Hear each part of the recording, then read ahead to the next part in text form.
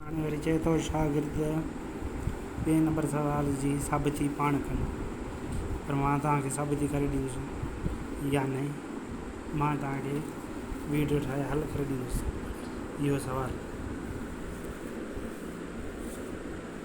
ठीकु आहे।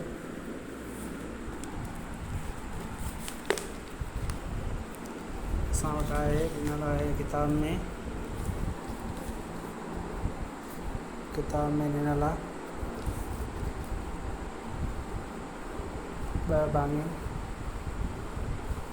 2/3 वाधू 1/4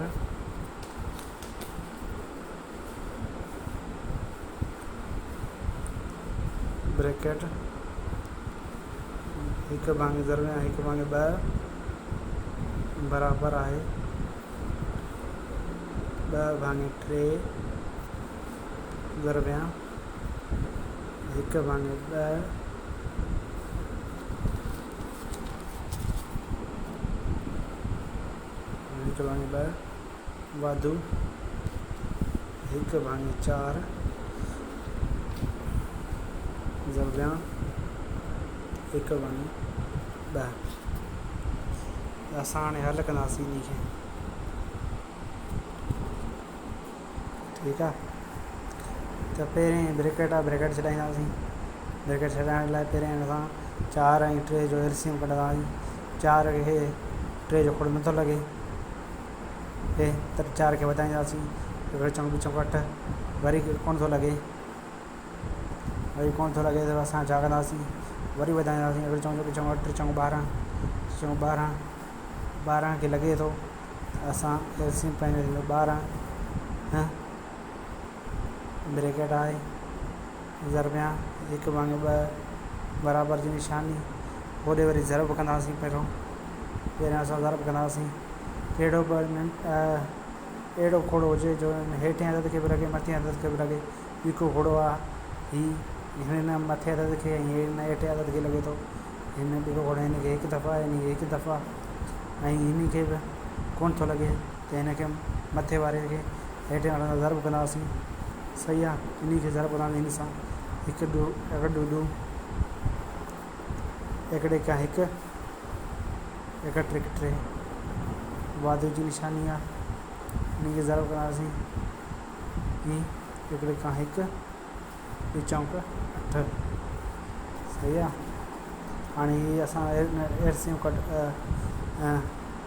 कढियो आहे। हाणे हिन खे ॾिसंदासीं घणो दफ़ा लॻे थो। 3 दफ़ा टिको खोड़ो 12 खे घणा दफ़ा, 4 दफ़ा लॻे थो। 4 इन खे ज़रब कंदासीं, 2 चौं 8, इन खे चौको खोड़ो 12 खे घणा दफ़ा लॻे थो, 3 दफ़ा लॻे थो, इन खे 3 सां ज़रब कंदासीं अंश खे, हे वाधू जी निशानी 1 ट्रिक 3। सही आहे। त वरी हिते असां वटि ईंदो 11/2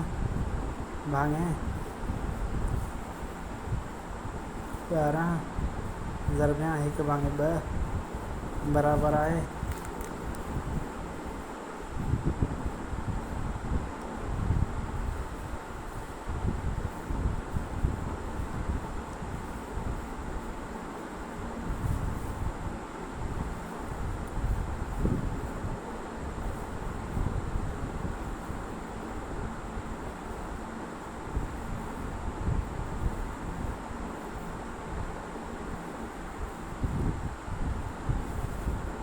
'सही आहे।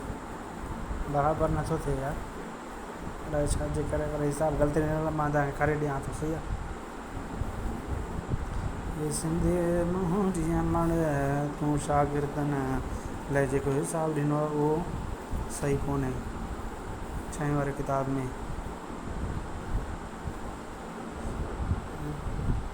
2 ऐं 3 आहे, इन्हनि जो 3 ऐं 8 जो एलसीएम कढंदासीं।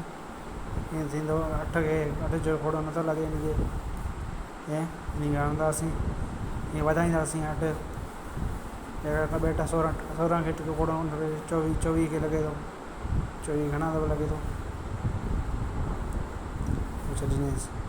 टिको खोड़ो 24 खे घणा दफ़ा लॻे थो, 3 ॿ 6 6 9 4 12 15 15 6 अरिड़हं 6 अरिड़हं। सतटीह 11 24 इन खे 8 सां ज़रब कंदासीं 8 थियो वाधू जी निशानी हाणे 8 जो खोड़ो 24 घणा दफ़ा लॻे थो 3 दफ़ा लॻे थो साॻियो अची वियो 11 भाङे 24 हीअ थियो 11 भाङे हिकिड़े वारो 11 24 हीअ बि थियो 11 भाङे 24 सही थियो सही ॾिनल आहे सही आहे पोइ सम्झ में न अचे त मूंखे ॿुधाईंदा कयो इनशाला मां कोशिशि कंदुसि तव्हांखे हल करे ॾींदुसि